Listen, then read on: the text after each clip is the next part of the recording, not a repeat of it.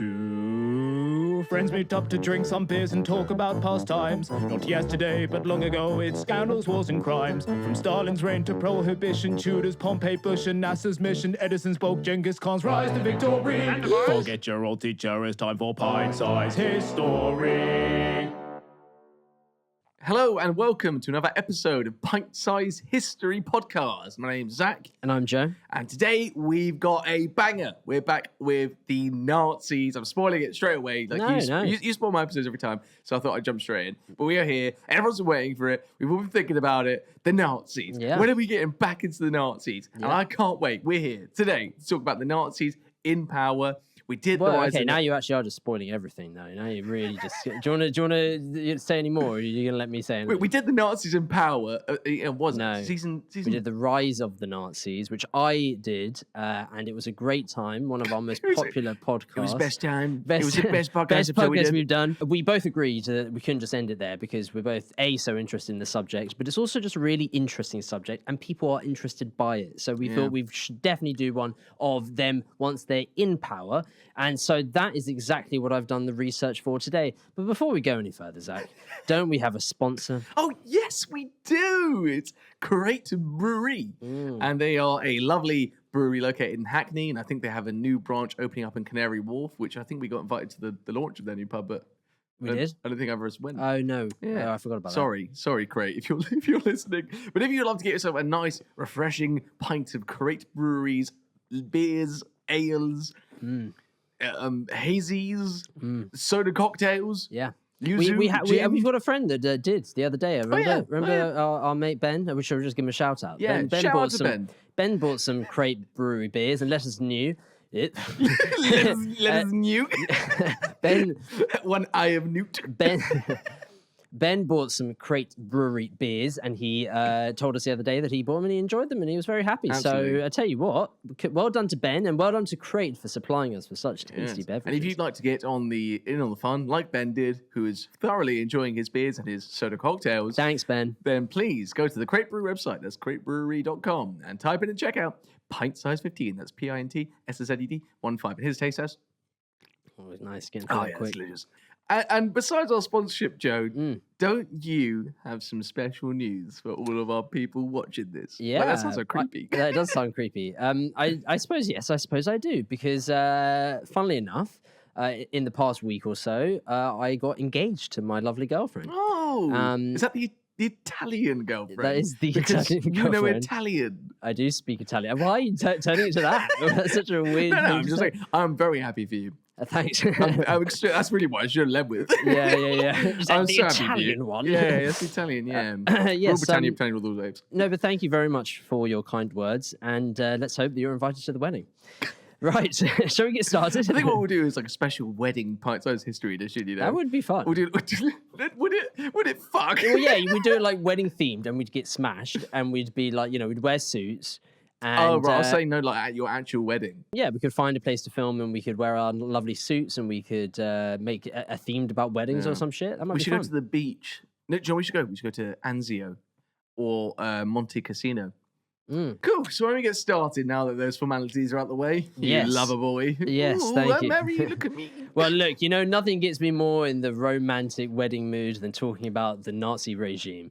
So that's what we're going to be talking about. Hitler was a romantic. Hitler was such a romantic. He really captured the hearts of a generation. He was a creep. But yes, so like we said very briefly at the beginning, last. I don't know how many episodes, maybe 10 or 12 or so episodes ago, we did the Nazis' rise. And that was essentially from the moment that Hitler joined the Nazi party. In fact, it was actually a bit before that, talking about World War I. But yeah, basically Hitler's rise through the ranks of the Nazi party in the early 1920s until he became Chancellor of Germany in 1933, and the Nazis became the dominant party in Germany. So that pretty much is exactly where I'm going to be leaving off from. So I actually do recommend, if you haven't watched that episode, then I actually do recommend that you go watch that one first. You don't have to, because it's not like it's necessary to know what we're going to be talking about next. Though. But it is really interesting to see from where they started from to what we'll be talking about today. So I do recommend that. Do you know what the great thing is though?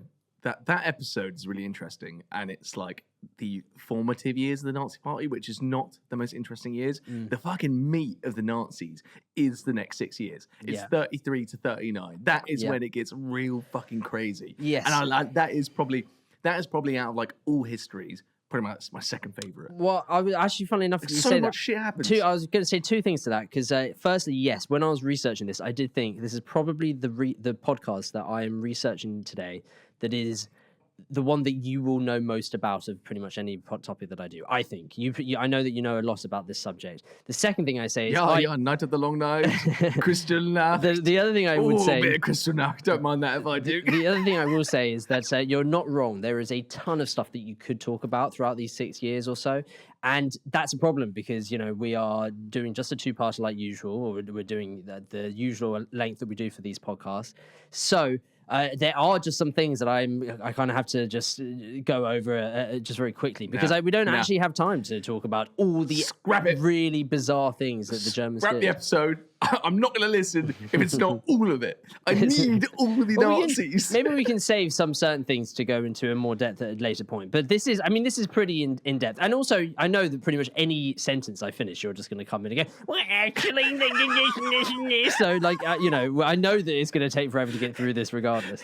So let's get started. I actually did do that when we were doing the first episode of the Nazis. Joe missed out he was talking about the emergency law, and he didn't talk about the Reichstag fire, which is like I didn't. It's like so historians say that the Reichstag fire is like the most important event of those years. Yeah. And Joe just completely fucking went over it. And I did go over it very briefly. I had a chat with him at the time. Like it was like 10 minutes before we were finishing recording. And I was like, Joe, are you actually not going to mention the Reichstag fire?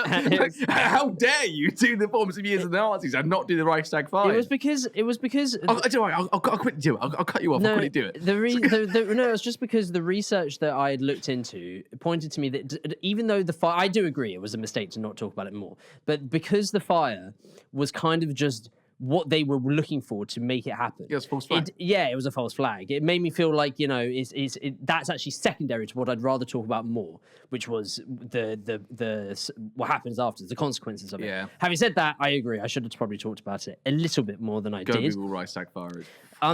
But funnily enough, in those last 10 minutes of that podcast, like you mentioned, we spoke about many things to do with what the Nazis did the second they came into power.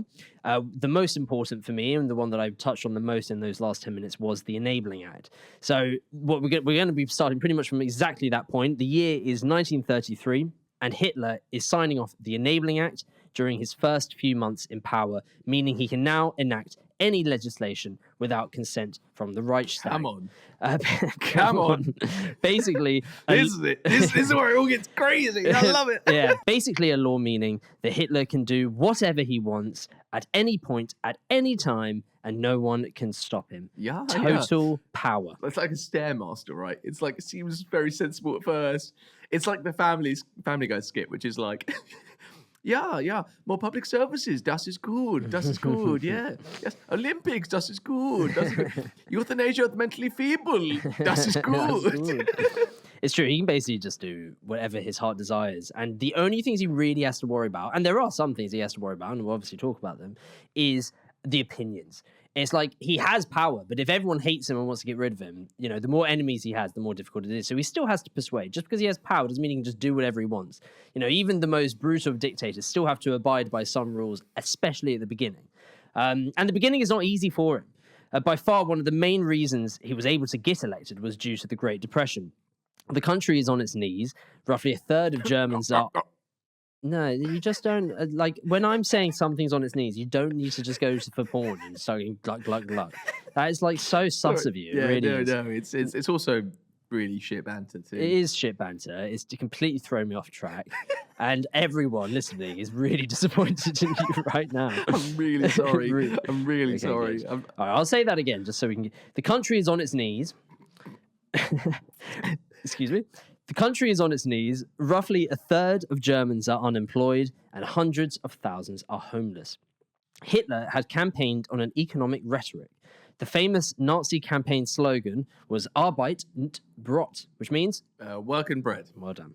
Hitler reassures the public that it is their intention above all to solve this crisis of the Great Depression, and that it will take time to do so, so please be patient. But the reality was that Hitler was more focused on his own personal agendas, even if he was saying this. Ones he'd written about extensively in Mein Kampf. Now, Great read. You've read Mein Kampf a few times now. Were there any nuggets you didn't pick up the first time? That's from Succession. Do you know I know. That's exactly what I was thinking. It was who's the presenter's name? It's like Dick Raven. Or yeah, something the like that. yeah. So, I mean, who hasn't read it a couple times? Matthew McFadden is like, a couple times. A couple times. Yeah, any nuggets you didn't get the first time, and then he goes, "But what is it that interests you so much about Nazi Germany? Oh, the what was it? The brutality." Or the damage, the scale, the death. And he goes 10 million Germans, 40 million Russians, 10 million Poles. Any other number in there? No, this is so good. Hey, that scene is like a comedic masterclass. Like that is Matthew McFadden in that scene he like hits his delivery perfectly. It is so good. I love Succession. Such a good show. So yes, in Mein Kampf, Hitler talks about the expulsion of the Jewish people. And in fact, that's Hitler's true passion in life. The Jews are trying to... I mean, there's quite a lot of people passionate about it, but I guess someone's got to really take a stand. Well, I agree. The Jews... Sorry. I don't agree. I don't agree. The Jews are trying to take over the world. It's an international issue, but here in Germany, we are affected the most by it. So within weeks of taking power, the Nazis start blockading Jewish shops. Is there anything that they think Jews have caused the economic crisis? Yeah. Okay. All right. Yeah. I think they think they've caused everything. That's Jewish purging 101. They think the Russian communist Jews are what caused the Germans to lose World War I, and they think it's the American Jews that caused the Great Depression, the bankers and all that. Oh man, So if the shoe fits. Yeah, well, I can't say that because I'm not Jewish. There are people probably listening to this who have slightly anti-Jewish leanings. Maybe there's a lot of criticality for the Jewish people lately in the news. So I am joking. I know this is a myth. Yes, absolutely, Zach. I agree. So no, I actually do agree. The Nazis, obviously. So within weeks of taking power, the Nazis start blockading Jewish shops. SA brown shirts stand guard, and Jews are beaten in the street, some for intervening, some for just existing. The move is unpopular around Germany. The German people aren't ready yet for this brand of anti-Semitism. Oh, really? Germans didn't like it? No. Oh, I thought the Germans kept going to the shops despite the fact they had brown shirts in front of them. Pushing past and said, I like this shop owner, I know him, I'm going to buy his wares. Yeah. And the blockade was removed after just one day. Really? So the Nazis are clever, and they recognize that their current game plan just won't work, while Germans are unhappy about the state of the country. If they're going to convince people, they need to first fix the problems that there are. So anti-Semitism... Kind of like here right now. It's kind of like, look, honestly, when I was researching this, I saw comparisons to so many things now. In the UK, in Russia, in America, in Germany itself, it was actually quite eye-opening. Yeah, because there's plenty of policies Labour have that are going to be really good and beneficial to the public, but they just can't quite do them because the economy is in the mud. Yeah. Yeah, I mean that's kind of it. We're talking about Starmer in 2025 Britain, but I mean there's literally countless governments that have had to deal with the exact same thing. That's just economic issues are usually the most important for many. That's what the people want sorted primarily first and foremost. So essentially, anti-Semitism is put on the back burner for years, and literally for years they don't really talk about it at all. They instead focus on the task at hand. Just a bit lower than education. So the Nazis start heavily investing in the country, starting with the world-famous Autobahn. Woo. The Nazis used the Autobahn as a centerpiece to the German war on unemployment. Countless workers were now needed to create this futuristic, exciting national project to connect the fatherland for all to explore. I mean, I get it. If you're someone that's lived in your neighborhood in a small village for ages, barely touched any other part of Germany, let alone the world, the idea of a big motorway that connects you to everywhere, you could go anywhere at any time, is quite exciting. I got to admit. Nazi apologists frequently point to the Autobahn as a sign of the Nazis being socialists or communists. It's the main thing they latch onto. oh, the Nazis can't be fascist because they had like massive public infrastructure projects and like boosted, got rid of unemployment and had like really like social security schemes for the German people. Yeah. Really, that's where they fall down though, because like the Autobahn itself was literally, it wasn't built to ensure different parts of the country were connected to each other. That was a part of it. But the main reason it was built was to become like the basis of the war economy. Yeah. It was supposed to be like something that can transport like troops and wagons. Yes, of course, but it does also just solve many issues. Of course. You know, it solves unemployment because they need vast amounts of workers to get it done. It's a way to start pumping money into something exciting. It's a way to get Germans on their side. I mean, it's to say it's for the war effort. I mean, you know, they were doing it for multiple reasons. Yeah. And I will say, I'm glad. I mean, you've been bringing up communism and ideologies non-stop in the last few podcasts. I'm glad to say that you definitely won't be stopping this one, because there are several moments where we're pretty much going to discuss exactly that, about what. Are the Germans actually National Socialists or are they not? Because on paper, there are actually quite a few examples, which I didn't know about, in the next few years, where they do display themselves as doing something quite socialist.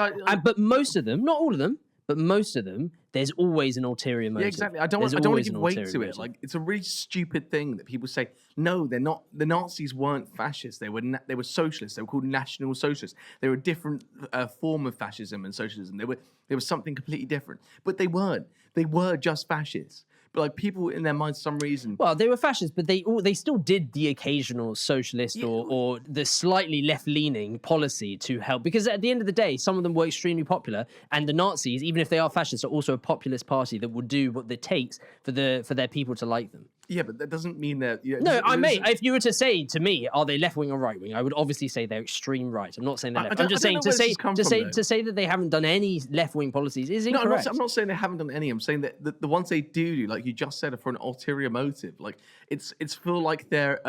It's not just an ulterior motive. They are actually, connecting the fatherland, even if they're doing it for a certain reason. Yeah, connecting the fatherland, a really nationalistic idea, right? That in itself is nationalistic. Of course, yeah. Connecting the fatherland, getting German-speaking Germans in one country from Czechoslovakia and Austria and Poland. It's all got this like underlying tone of like militarism, nationalism, persecution of like minorities. There's never this like in socialism, for it to be socialism, there needs to be like equal treatment of all peoples. Well, look, that's the core tenet of socialism. Absolutely, and you should save some of that, because genuinely, what you've just said there is pretty much exactly what we're going to be talking about in a few minutes. Before we get there, though, here is literally the next example I have is something that is pretty much exactly the opposite of socialism. Hitler considers trade unions as communist scum, which is socialist. Socialist. Oh, yeah. And a threat to the nation. So he creates a new German Labour Front. That was the name of it, the New German Labour Front. Essentially a distraction. So he can destroy the trade unions of Germany, steal their wealth, and imprison their leaders, and use this new, I guess technically nationalised because it's by the government, but essentially, the government just saying these are now the new laws and you have to abide by them. We're not actually going to help your unions and sort you out in any way. So pretty much as right as it gets. You're telling me they're not for the protection of workers and people? I didn't say that. Who are you arguing? Is there someone behind me? No, I just think it's probably someone listening to this episode who probably thinks, I don't want to alienate our fan base, the people that watch this or might have stumbled upon us at like the first opportunity to have seen us. But there's probably someone watching this thinking, oh no, come on, that's not real, is it?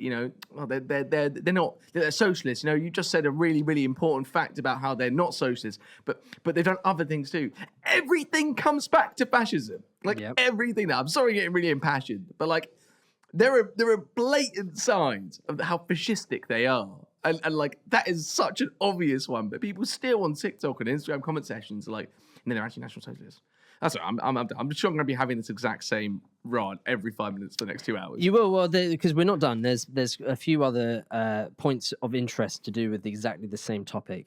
But before we go any further, it's been good news so far. Unemployment is lowering. Germans are slowly becoming impressed with the new government.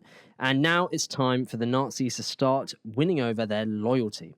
Time for the classic dictator thing, creating a sense of national patriotism as necessary for the kingdom, and then tying themselves to that patriotism, to that nationalism. Now, in the last episode about North Korea, we spoke about Juche and how Kim Il-sung tied this sense of unwavering national patriotism to North Korea and to the Kim family itself. So you must love North Korea, and to love North Korea means you also must love the Kims. If you don't, then you're a traitor from, you have to do both. You can't really love the North Korea if you don't really love the Kims. North Korea is a beautiful land. The gods bestowed it on the people, and the Kim family are the demigods that are trusted with this sacred place. Well, it's now Hitler's next task to do the exact same process with Nazi Germany. Do you know what Volksgemeinschaft means? Volksgemeinschaft is like the people's community, or it's like one community, basically. It's basically suggesting that everything has to be done for one another to have like a really efficient, beautiful Germany. Yeah, basically. Pretty much. Again, sounding on paper very, socialist people coming together. I like the sound of these people. National Socialist lads. Who might those one people be? Okay, well, you're skipping that because that's obviously what we're going to talk about. But yeah. Yes, you're pretty much exactly right. Volksgemeinschaft means the people's community. Can we have clear pronunciation, please? It's Volksgemeinschaft. Okay, you speak German. I don't. So, what the fuck do you want me to do? Germany is special. The reason it's special is because of its people. Volk, meaning... people. Well, yeah. I mean, literally, folk.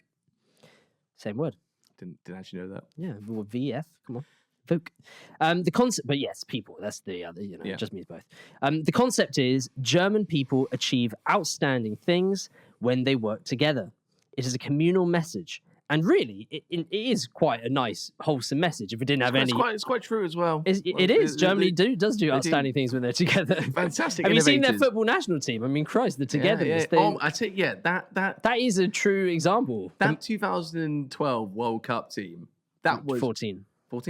That was a one. Yeah, unit. 2014. That was like there was no individual players in that team. There were stunning individual players like Ozil. Let's play a quick game. Name the members from that squad. Last one to lose loses. Okay. Ozil. Neuer. Podolski. Closer. No. Yeah, Closer's there. Gomez then. Closer's there. Okay. Gomez. Kadira. Mertesacker. Schweinsteiger. Mustafi. No, Mustafi, isn't it? Yeah, he is. Say Mertesacker? Yeah, I did. Schmelzer? Sure. I mean, we don't have the list in front of us, so we can't actually play this. Lahm, I don't know. Lahm, Does Lahm even there? Lahm's definitely there, yeah. But Hummels. Well, that was a good game, but we can't have no way of fact checking it. If anyone in the conversation knows, it's like, oh wait, hold on, he wasn't there. Anyone the fact in the session will just go back, get up a Wikipedia page of Germany's 2014 World Cup squad, and see if we've got. So nice, so very nice. So the concept is Germans do outstanding things when they work together. Nice wholesome message. Cruz. How did we forget about Cruz? Cruz. Oh my god, yeah. Tony Cruz. Sorry. Like I said before, it is a communal message and really quite a nice, wholesome message. The problem is, if it wasn't being used sneakily by the most evil of regimes to basically say, we all need to pull our boots up, stand up together and work in unison for the greater good, so follow exactly what we tell you to do because someone has to lead this charge in the right direction and get us all working together in that same direction. So just like Kim Il-sung, Hitler's birthday becomes a national holiday. What day is it? April or something? April 20th. That was it. 420. It is, yeah. Smoke it up. A national holiday like this is one to celebrate the ideals that make us all proud German folk. Yeah. One interesting example of this kind of collective spirit that the Nazis tried to create was the one pot stew Sunday. Do you know what that is? I presume that on Sunday, it's like a Sunday roast, but instead it's a one pot of probably sausages and dumplings. I mean, yeah, you're basically. Sounds like a very Bavarian thing. It probably is. Like they probably don't have that same thing up in up in the Rhineland. I don't know about the regions, but it does. When I researched this, basically, I found out that just like the Brits, the Germans loved a Sunday roast, and they still love a Sunday roast. It's still part of their tradition. Yeah, they go to the beer hall. It is and was a tradition on a Sunday for the family to get together and have a roast. The Nazis scrapped that. So that was a tradition, and they decided to get rid of it, or at least push the tradition away. And instead, they, not forced, but they kind of introduced this idea of not purchasing meat to eat on the Sunday. And then with that leftover change that you use from not spending it on meat, to donate that into a Nazi public welfare scheme to help the poor. Then, I know, and you're now thinking, oh, wait, what have I just said? Now, then the family would meet other families in a community hall to eat a communal stew without meat. Now, that is a socialist, left-wing ideal. Yes, there could be ulterior motives, but that is genuinely a change for the good. Because at the beginning, I'm sure that they did donate to those centers. Yeah. Of course, later on in the Nazi regime, when there's a war machine, I'm sure that they were pocketing that cash to spend on the Nazi war machine itself rather than giving it to the poor, especially considering, past a certain point, they were exterminating the undesirables like the homeless. So I doubt they were paying to get them off the streets in that moment in time. But it's like Zyklon B cost. So I'm not saying again that they are socialist. However, you must have to admit that that is a socialist policy. I don't think giving to the poor or like having a community dinner is an essentially socialist thing. I think most people, it's left wing. I think it's not like it is left-wing. It's not like a political ideology to understand a good thing. I'm not saying like I'm saying this like this sort of feels like a dividing line. Everyone across the political spectrum will think homelessness is bad. Like everyone will think that. People will think across the political spectrum, there shouldn't be people sleeping on the streets. Everyone should have a home. Yes, but right-wing governments don't like welfare. Yeah, but I mean, it's not being paid for by the state, though. It's being paid for people out of their own pockets. And that, of course, is that doesn't make it socialistic. Then, of course, that's the undertone to it. But the fact of the matter is, the Nazis were doing this. They were pushing people to help fund. They're not. But they are, because they're making the communal stew that then the people eat. Really, what I reckon the thing is here is minor, is they're probably telling people not to eat their meat because there's a shortage of meat. Yeah, that's probably what the situation is. Yeah, maybe. But to be fair, I didn't see anything that saying that was like the true reason for it. That happened in like most countries. Be like, yeah, you can't eat meat anymore. I mean, maybe you're right. Look, it's just bread and rice. I need to preface. I'm not saying I agree. I completely agree with everything you're saying. Sound like I'm just pointing out that this is why it's more difficult to define the Nazis than other countries. I mean, it's not difficult. But this is why there's more of a debate around it. That's why apologists are able to try and debate it, because they still did those things, even if the ulterior motives was there. They still did them. You can't deny it. They did them. No, I agree. Okay, whatever, they did that. But I'm saying the reason why people fucking apologize to them now is because people themselves are so fucking right wing as things stand. The world is getting so right wing. Yeah, I also love that, like, the ideas. The way they say the reasons they give for them being left wing are like the good things that they did. They're like, they built the Autobahn. That's so left wing. They built roads for the entire country. That's so fucking commie. They fed the people with stews and gave them money to welfare. That's disgusting left wing bullshit. It's like all the things to complain about. And those are like also the only good things. Like the other things that they're saying like that aren't socialistic are just like the horrible things. Yeah. So yeah, I mean, yeah, we're obviously completely in agreement on it. But it's just that is a funny little example of a very weird situation. Just the kind of things I didn't really know about Nazi Germany, especially in those early years. That type of thing shows what the message they're trying to give is, which is that Germany is brilliant when its people are united as one, and for its people to be united as one, they must all follow the same tune.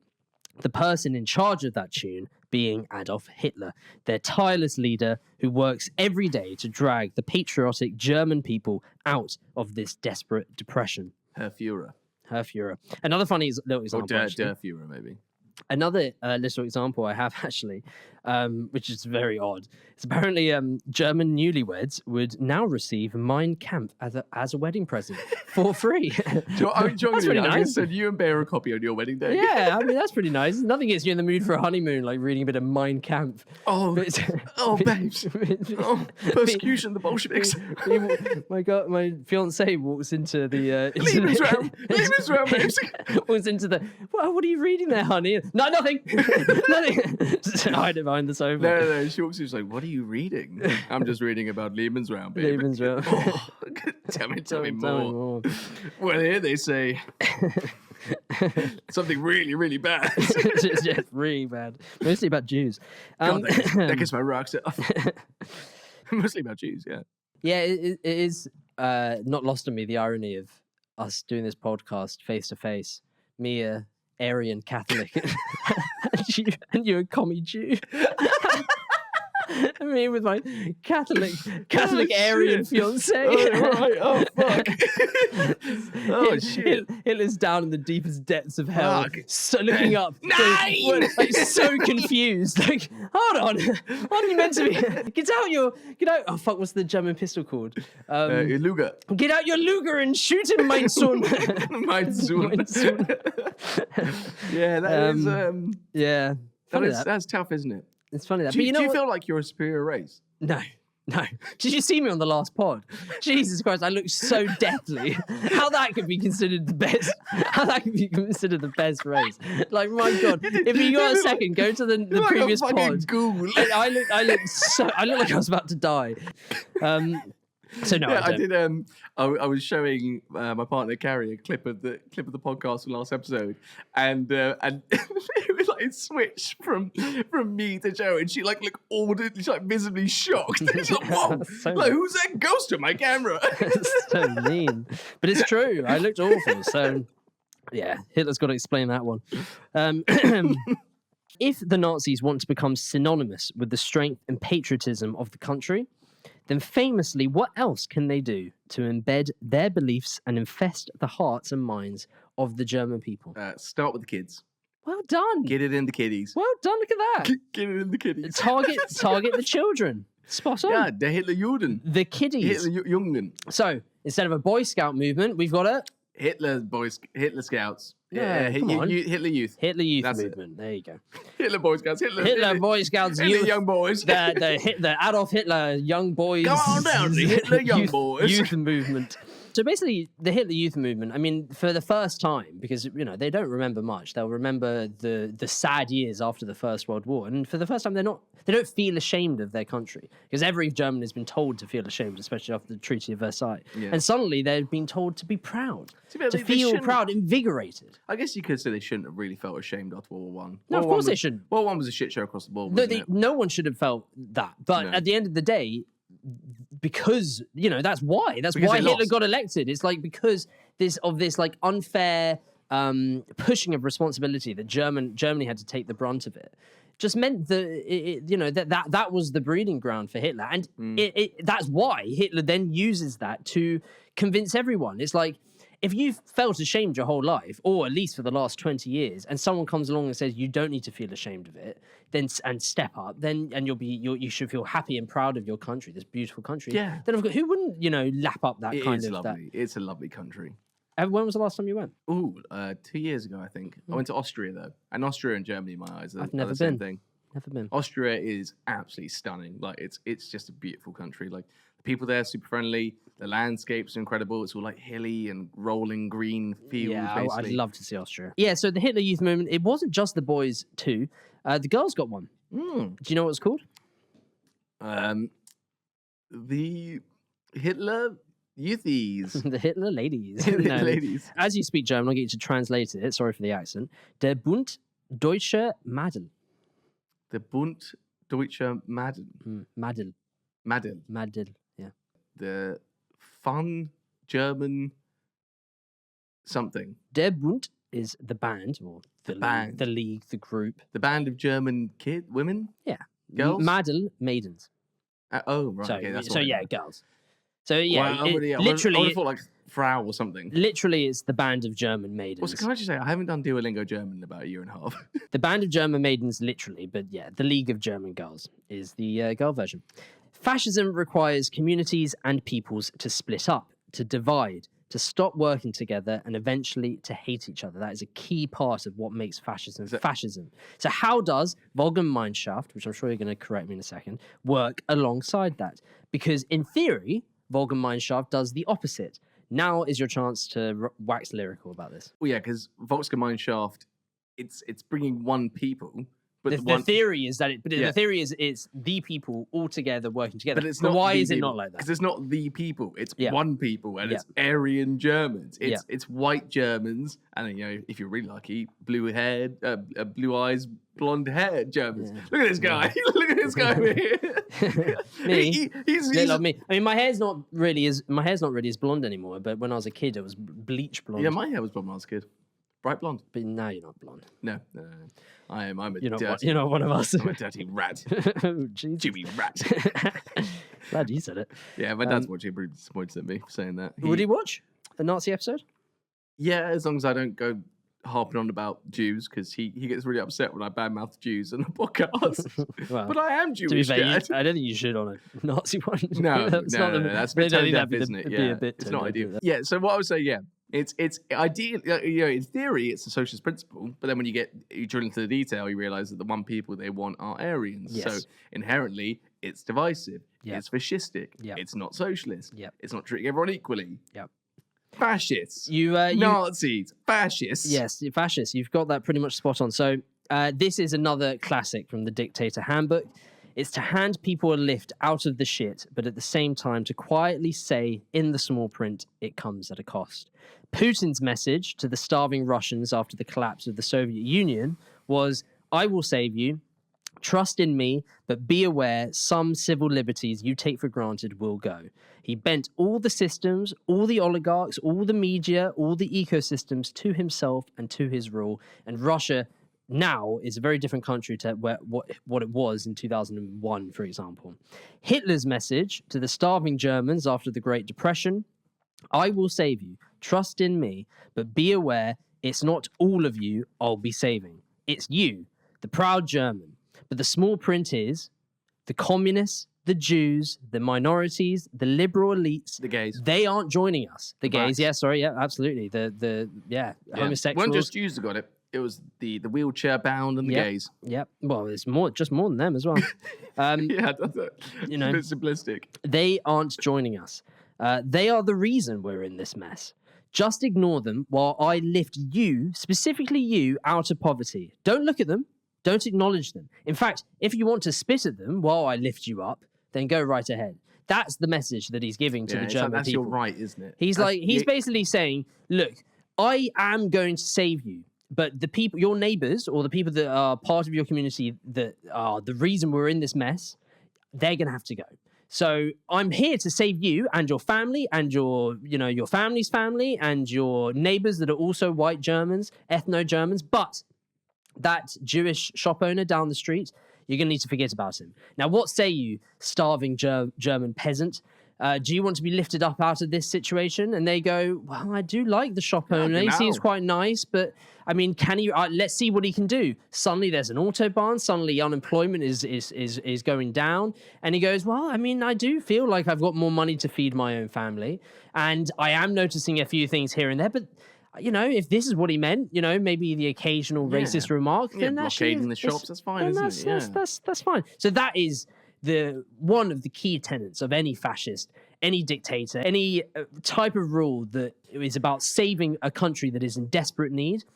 Again, there are several parallels, and I don't want to go into them because we're not pint-sized politics, but there are several parallels you could take with this current day in Britain and in America and all over Europe. Everywhere has this same type of situation where people feel completely let down and someone is saying to them, I will help you. But the small print, which they might notice or they might not, is saying it will come at a cost, and many people are not realizing that. Fascism breeds in desperate situations where people need to feed their family and are happy to be divided from their neighbor as long as their needs are met. So Volks and Mineshaft, this on the surface, wholesome family values social code is actually the opposite. It's a dividing mechanism that is there to push through Nazi racial ideology. Meanwhile, fascist. Meanwhile, all kings, dictators, and those in total power face this at the beginning of their reigns. What is it? Consolidation challenges. Sure, kind of. Threats to their power from outside and from within. No, that's what I said. It is, but I was more looking for threats. Yeah. Or, enemies. Ooh, is this going to be Rom? The Nazis now have complete power of Germany, but Hitler's control isn't airtight. Ernst Röhm. Is it Röhm or Rom? It's Röhm. Röhm. Oh, it might be Röhm. Rohm. Yeah. I think it's Rom, but it could be Röhm. Well, he's one of the highest Nazis in the Nazi party up to this point. He was a close friend of Hitler and had been involved in the party since 1919. His role as one of the most important Nazi Party members was to be in control of the famous brown shirts, the SA. Now, if you remember from last time that we did this podcast, I spoke about how initially they were crucial to the Nazis kind of just stamping their claim, putting a foot through the door. But the problem was that they were essentially thugs, and after a while, Hitler wanted to push away them because he wanted it. He realized he needed to have an image change, so he created the SS, who were tall, Aryan, lovely suits designed by Hugo Boss, not these stupid brown shirts. And they looked more intimidating, but also just more professional, more impressive. And probably a much better training too. Yes, because they were thugs, the SA. But actually, the SS, they only started getting more training as time went on. So at the beginning, they actually weren't that trained. Isn't during World War II, like when you think of the elite forces for the German army, it's like you've got the Wehrmacht, like the normal army. Mm-hmm. Then you've got like the Volksgrundjäger, I think I said that right, were the parachute regiments. Mm-hmm. And then like above that, there's the SS battalions, and they're like really well armed, like super well manned, like always fighting at fierce fighting strength, fight with sheer passion, determination. Like when you see World War II films, no one wants to fight against the SS, the SS units. I don't actually have this written down, but the SS are really interesting because they were so intimidating, and because they were essentially Hitler's private army, it kind of meant that they were above anything else anyway. So it wasn't just just enemies that were scared of them. German people were scared of them. Like the ones that weren't Jewish, that had no problems with the state, that were probably Nazis. Like the German army were scared of them. At the end of the day, these were guys that had pretty much total power. They answered to one man, essentially. Well, Himmler. I guess two men, which was Himmler, and if not Himmler, then Hitler.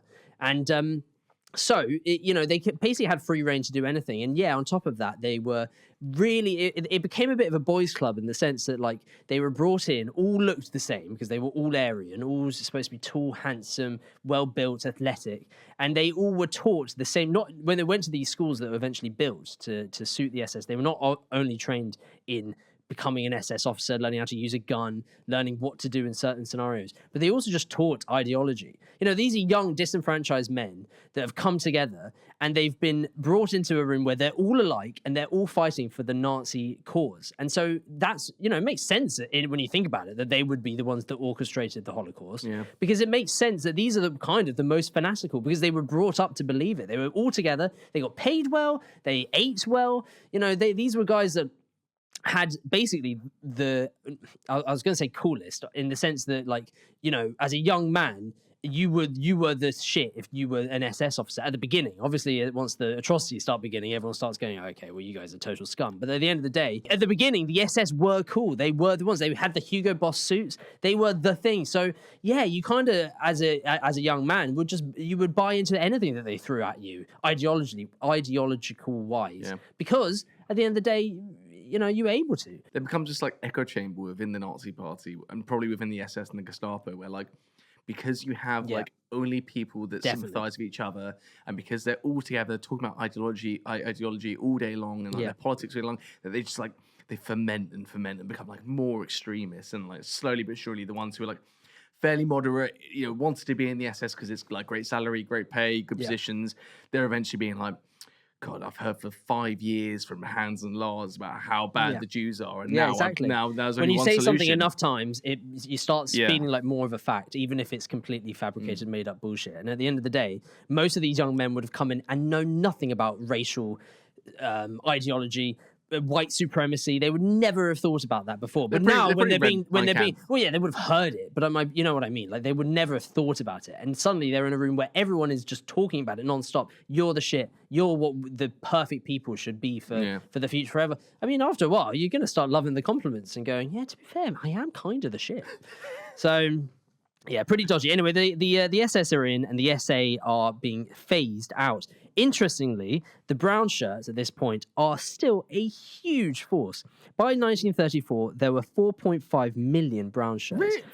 4.5 million. Absolutely dwarfing the Wehrmacht, the German army. Is it like 60 odd million Germans, right? I'm not sure exactly what it is, but the German army was demilitarized at this point. It was only about to get back on its feet. Right? So it's like, the brown shirts could have just taken over at any moment. So no wonder there's, the person that's at the top of the brown shirt chain would be deemed a potential threat. As their leader, Röhm was easily one of the most powerful men in the country, and the inner circle were worried he'd stage a coup using his brown shirts to topple Hitler. The inner circle being Hitler's closest, well, which he was once part of, but now is, phased out. The ones that we all know, like Himmler, Goebbels, Goering, etc. What was the one that orchestrated the Eichmann? I don't think Eichmann was inner circle. No? I think it was like Bormann and Bormann. Hess. So the Nazis manufacture this complete waffle of a document saying that Röhm is being paid off by the French government 12 million Reichsmarks to overthrow Hitler and destabilize the country. I checked quickly, and 12 million is 59 million pounds in today's money. So he was getting paid well in this fake document. Quite a tasty sum of money. 59 million quid to topple Hitler. Fuck yeah. Would you topple Hitler for 50 million? Yeah, I would, with my brown shirts. Well, it has to be 55 I wouldn't. million I don't think I'd call them. I want them to be different purple shirts or something. Purple shirts. You brown love purple, shirts. don't you? I love purple. I'd personally be teal shirts. T-shirts. I'll tell you what, you see Imagine how ridiculous they'd look rolling up the streets of Berlin. It's because teal's my favourite colour. No, I know. I get it. Hitler uses this and traps all the leaders of the SA, including Röhm. They meet in South Germany for a fake party conference. And at 6 a.m. in late June 1934, they are all awoken in their hotel and seized. Hitler personally leads his unit to Röhm's bedroom, pistol in hand, and arrests him. Himmler. No, Hitler. Hitler. Hitler goes personally into the room and says, "You're under arrest for high treason," to Röhm. This is the start of the notorious Night of the Long Knives, one of the most famous purges in world history. The Nazis used this planned coup from Röhm as an excuse to execute several enemies to the Nazi party, from old adversaries, potential foes within the party and outside, and the main officers of the SA, including Röhm. Over the span of just a few days, the Nazis rounded up more than... it's not over one night? No, it's over a few nights, a few days. I'm sure the majority of it was that first night. Over the span of just a few days, the Nazis rounded up more than 1,000 perceived opponents and killed hundreds of them without any legal process. Jesus. Apparently, there were many people who were mistakenly killed just for having the same name as someone on Hitler's purge list. The SS weren't always totally thorough. The following day from Röhm's arrest, Hitler authorizes his execution. 2 officers enter Röhm's cell, give him a pistol, and tells him he has 10 minutes to kill himself or they would do it themselves. Röhm responds, "If I am to be killed, let Adolf do it himself." They leave, and 10 minutes later, there is no shot in that cell. So the 2 officers return, and Röhm is standing shirtless, chest out, loud and proud. They shoot and kill him. Jesus. Yeah. Well, because Röhm is a massive bloke, right? Yeah. He is, I don't know if you've seen a picture of him, beefy but lad. he's a big guy. He's like a beefy 6'4". He's out there, chest out. Huge he's chest. Khal Drogo. Hulk of a man, I mean, that's very nice to be calling Khal Drogo. He looks nothing like that. But he's like, he's out there loud and proud, chest out going, "Go on then, kill me! Kill me! You're not going to shoot me? You're not going to shoot me, no. I mean, really, like, you want to say it's a cool way to go, but really, you're just like, you've been purged by Hitler in a cold cell on your own. Like, you got your shirt off and you're standing proud. But... Well, Hitler gave him the option of killing himself. He felt like he owed it to him. Yeah, do you know got the option to kill themselves and did kill themselves? Hero in my eyes. Rommel? Yeah. Desert Fox. Yes, but that's a pod for another day. I wanted to do a 3-4 part. I think Rommel would be great to rule and lead us to do. Germany is rebuilding, unemployment is down, and Germans are starting to find their feet. They are even rearming, despite the fact that shitty treaty. I know the Treaty of Versailles. The Treaty of Versailles has banned Germany from basically having any army. Well, Hitler's just ignoring it because trusting in appeasement is another of the classic dictator tropes. Yeah, and I guess at the same time, all the European powers are like struggling with the Great Depression. Yeah, so what are they going to do? Yeah, like god, them again. This is an easy one for them to appease. It's okay, well, what are they going to do? The problem, though, is that the Nazis are still not all that popular. Although economically they are improving, the average German isn't noticing much change in their quality of life. The country's folk are working hard, but not seeing much gain. So now it's time for Hitler to use his ultimate scapegoat and pray this time it works. The reason your life is not improving, despite the fact the country is obviously improving as a whole, is because of the Jews. So in September 1935, the Nazi Party enacted the Nuremberg race laws. From now on, Jewish people were not to be considered lawful citizens of Germany, meaning they had less state rights. The law also stopped Germans from marrying Jews or having sexual relations of any kind with Jews. This leads to the question, did Germans believe the scapegoat? And the answer is not entirely. Not every German believed the Jews were a problem, not at all. But the fact of the matter is, when society is divided enough, then you don't really need every German to believe it. It will be a spectrum. Some Germans deplore the ideas, have Jewish friends or family, or are educated enough to know that it's a lie. But they are in the minority. Some Germans don't care one bit who is to blame. They just want to be fed. Some Germans have never met a Jew and are willing to believe this new agenda when told it often enough. Hitler and the Nazis have been scapegoating the Jews for decades now. If you don't have any Jews in your life or don't follow politics often, then why wouldn't you start believing it?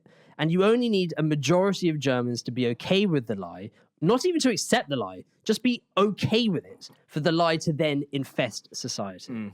So that is one of Hitler's two main personal ideologies. What is the other?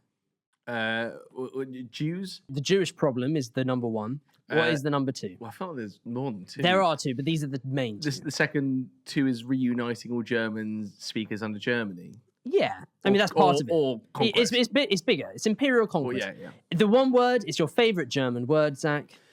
Lebensraum, baby. That is the translating to living space or living room. This podcast essentially is going to talk about, I mean, there's many things that the Nazis wanted to do, but at the end of the day, you can pretty much push it down to to Hitler's personal two main ideologies. Firstly, that the Jews need to be gotten rid of, and secondly, that the German people needed living space, which is what Lebensraum means in German. And thirdly, socialism, sorry. And socialism, of course, because he was a national socialist, if you weren't sure. The pure Aryan race of the Nazis must have living space to go forth. And to do that, they must ignore that awful Treaty of Versailles that has hindered Germany from any army or any expansion. And as we finish part one of this two-parter of the Nazis in power, we end with another trope from the dictator playbook. Zach, you know it, you love it, it's appeasement. The first example of appeasement proper is the Rhineland. Remember the Rhineland? Yes, the demilitarization. Remember the fucking demilitarization? That fucking Rhineland. Come on! Remember the Rhineland. I love it. So that Dortmund, Essen, Frankfurt, some serious talent in the Rhineland. That demilitarized zone that the French had abused and used for itself, that crucial land in West Germany that the Germans needed for production, Hitler plans to remilitarize it. His generals scream, "No! Mein Fuhrer, don't do it. The French will attack us. The Brits may join them. We'd be fucked. Don't do it. Don't risk it, Mein Fuhrer. Please." Hitler ignores all those little pricks. They just don't understand the glorious word appeasement. Hitler takes on the biggest risk, or one of the biggest risks, he's actually done quite a few at this point, one of the biggest risks of his career so far, and marches straight into the Rhineland in March 1936. France do nothing but whine. The Brits do... No, you cannot be pushing into the Rhineland. The Brits do nothing but complain. Oh, bloody hell, they're in the Rhineland again. Hitler banks on appeasement, and Hitler is rewarded by appeasement. The people celebrate, they scream for joy in the streets. Hitler, you hero, you've restored German pride. Germany is back. And that is where we're going to end part one. God, I get some blood pumping. As Hitler prepares his German people in part two next week, both in mind and in arms for war. Little would they know, it would be the biggest and most deadly war in the history of mankind. I just fucking love it. There's nothing that really gets me going like the Nazis rising to power. and it's weird saying that as a white Jewish man with mental health problems too, nonetheless. Yeah, I don't know where you want me to take that. Yeah, I agree. But hey, I agree. You're a Jewish man with mental health problems. We'll be back. We'll be back for part two next week, where we discuss all the interesting things that happen as the Nazis start preparing for World War II. And that's where we're going to end it. So thank you very much, and I hope you enjoyed. See you next week. Bye.